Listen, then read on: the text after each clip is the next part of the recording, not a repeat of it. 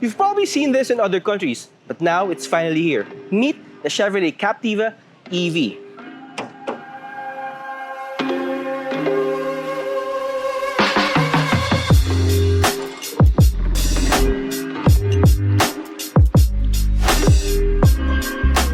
Naturally, since nandito na siya ngayon, let's take a closer look at what the Captiva EV can offer to Filipino buyers. Mind you, this is Chevrolet's first battery electric vehicle in the Philippines, and probably not the last.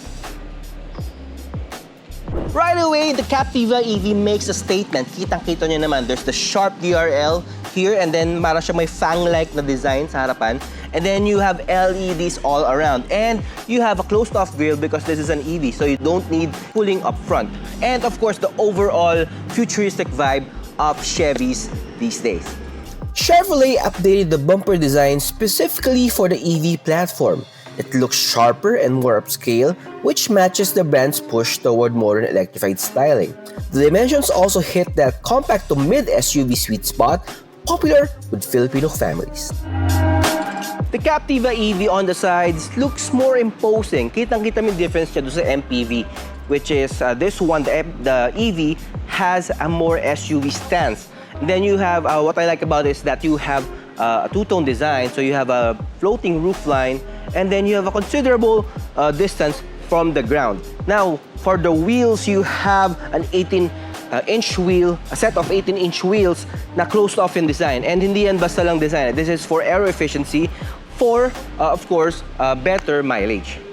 Sa likod, clean and simple ang design. Slim LED tail lamps, smooth surfaces, and minimal badging. It has that new generation Chevy look.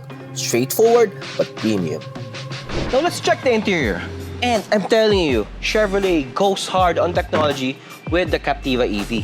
The Captiva EV includes a large infotainment screen, 15.6 inches to be exact, paired with an 8.8-inch digital gauge cluster. The materials feel refined and seating layout is a 5-seater configuration, maximizing space and comfort.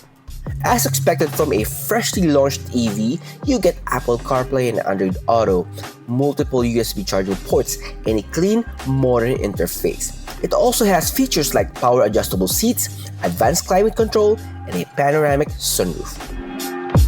But perhaps the best part is the overall design, because you have suede trims here, you have copper accents, and then you have a textured something here. But everything gives off a premium vibe within the cabin. And feeling ko magugustuhan ng Pinoy yun. The Captiva EV offers generous interior space, and a cargo capacity is expectedly larger than typical compact crossovers.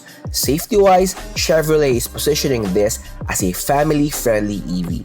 So features like stability control, multiple airbags, advanced driver assist features, and a high-definition 360-degree camera are standard. For Filipino families, the combination of safety, tech, and yes, lots of space is what really matters. But you know what else matters? Aircon. And what I can tell you is malamig dito sa likod ng Captiva even with the sunroof open or the sunshade open.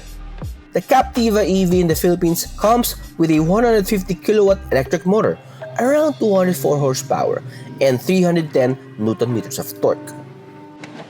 Now, if you have access to home charging, the better. Otherwise, you can also use charging stations at malls or other paid charging stations in other locations. Now, you have DC and AC charging. DC is fast charging, AC is slow charging.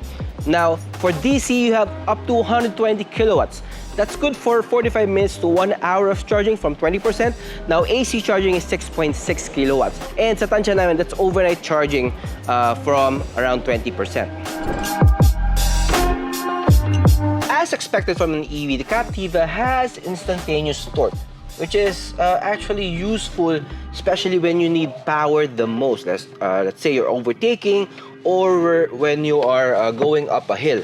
Now, what I realized while driving this EV here within the grounds of Chevy is may buttons pa rin siya or switches for aircon controls, which is sa ibang EV wala na yan eh, lahat nandito. But this one, this still has the temperature or the fan speed, which is actually better if you're like me who switches everything while driving. Now, another thing to consider with the Chevrolet Captiva EV is the handling. But of course, the time that we have here with the car isn't enough to give a deeper impression. So that's something to watch out for on our next videos. But for now, this is actually promising from what we gathered here today. The battery has a capacity of 60 kWh, giving a rated range of 415 kilometers under the NEDC cycle. Local driving conditions will naturally differ, but for daily commutes, city traffic, and weekend road trips, that range opens up a lot of flexibility. And that's the full walk around of the 2026 Chevrolet Captiva EV. Fresh design, strong technology, and practicality that Filipinos will love in an SUV. Now, for full pricing, wala pa binibigay sa amin, but watch out for further announcements from Autocar Philippines. My name is Jake Boliva, the managing editor of Autocar Philippines. See you on our next video. Bye-bye!